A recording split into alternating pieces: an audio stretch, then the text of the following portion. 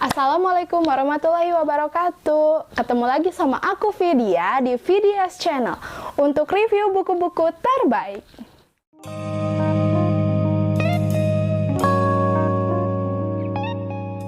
Nah, gimana nih kabar teman-teman? Semoga selalu sehat dan selalu dilindungi oleh Allah Subhanahu wa Ta'ala ya. Aku ucapin terima kasih buat kalian yang udah ngeklik video ini, dan aku ucapkan juga selamat datang di channel aku. Channel aku itu khusus ngebahas buku-buku, terutama novel-novel sastra dan juga non-sastra yang aku rekomendasikan. Nah, untuk novel yang aku rekomendasikan kali ini yaitu novel Iwan Simatupang yang judulnya Ziarah. Buat kalian yang penasaran gimana sih review aku terhadap novel ini, keep on watching. Sebelum aku masuk ke reviewnya, aku bakal ceritain dulu ya tentang novel Ziarah karya Iwan Simatupang ini. Jadi novel ini pertama kali diterbitkan tahun 1966 oleh Jembatan. Nah, tapi yang aku pegang ini adalah novel yang diterbitkan oleh Nora Publishing pada tahun 2017.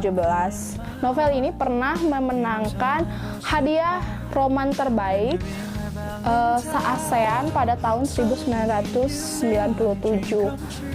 3 tahun setelah Iwan Simatupang penulisnya meninggal dunia. Kalau dari buku ini sih, katanya Iwan Simatupang itu mendedikasikan buku ini kepada istri pertamanya yang seorang Belanda.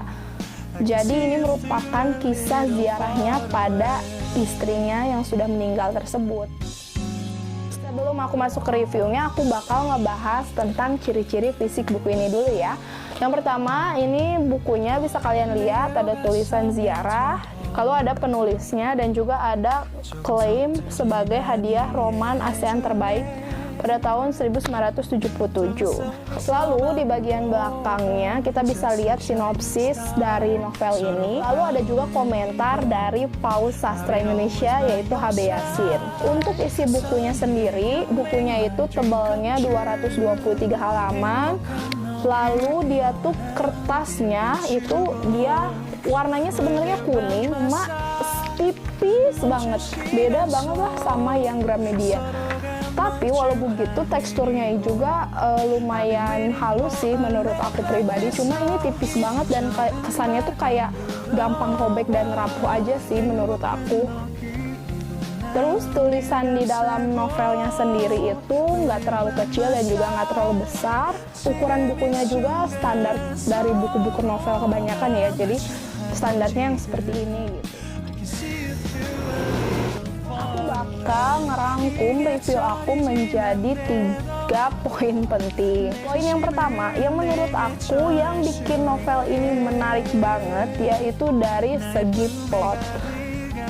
Karena waktu pertama kali kita baca novel ini, kita tuh langsung harus siap dengan plot yang berubah-ubah dan berpindah-pindah. Alurnya itu menurut aku pribadi cepat banget, terjadi perubahan nasib yang sangat cepat sekali dari si tokoh kita ini. Banyak banget campuran antara flashback dan masa kini, tapi menurut aku dari segi penceritaan sama sekali nggak bikin pusing. Terus teman-teman jangan heran ya kalau misalnya plot di sini tuh sangat membingungkan dan juga penceritaannya sangat membingungkan juga, karena memang genre dari novel ini adalah genre eksistensisme yang sangat menjunjung tinggi absurditas atau kita sebut ketidakjelasan gitu. Jadi memang cerita dalam novel ini tuh antara khayalan yang dicampur dengan dunia nyata gitu. Sangat absurd, nggak jelas, tapi walaupun begitu masih banyak hal-hal yang disimbolkan oleh penulisnya di dalam novel ini. Tapi kalau kalian pusing baca novel ini, kalian nggak perlu takut, nggak perlu malu. Kenapa? Karena penulis seperti Wingka Narjo dan juga Pak Sapardi Djoko Damono pun ketika membaca buku ini juga mereka tuh bilang buku ini nggak jelas. Kenapa aku baca buku ini pun pertama kalinya itu karena aku tuh sangat tertarik dengan ide cerita dari Bapak Iwan Simatupang ya. Aku tuh udah pernah baca cerpennya yang judulnya Kutunggu di pojok jalan itu. Dan menurut aku pribadi sih sama aja plotnya sama cerpen itu.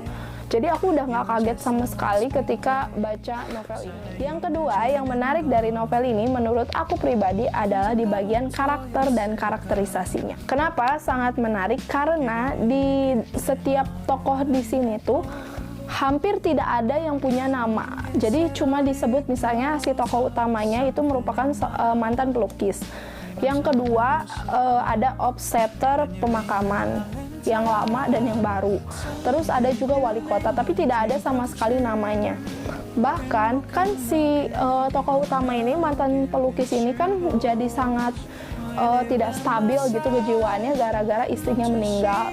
Kemudian dia tuh menjadi seorang pengapur atau pengecat dinding pemakaman di kota itu, yang tujuannya itu untuk berziarah ke makam istrinya yang dimakamkan di pemakaman tersebut.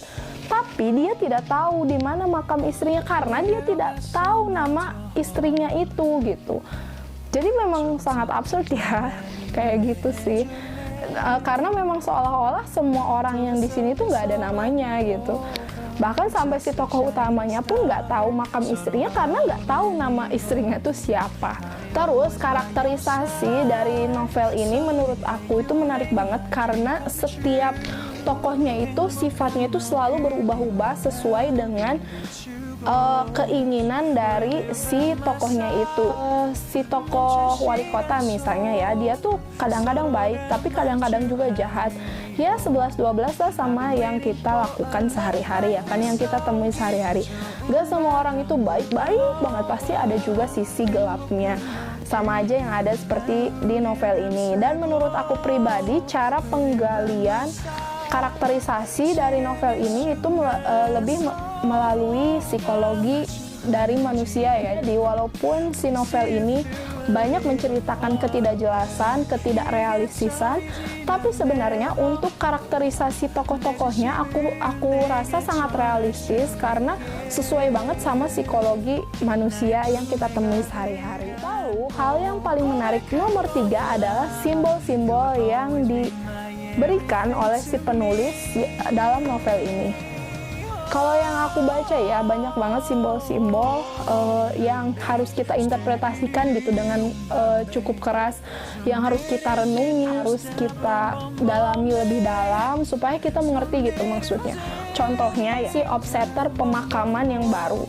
Dia itu merupakan anak orang paling kaya di negeri itu. Kemudian dia malah memilih menjadi seorang obseter pemakaman. Terus ada juga soal kematian. Jadi setiap tokoh di dalam novel ini akan meninggal dengan berbagai cara. Itu tuh menyimbolkan bahwa ketika kita meninggal ada juga orang yang sedih seperti si mantan pelukis yang sedih akan istrinya.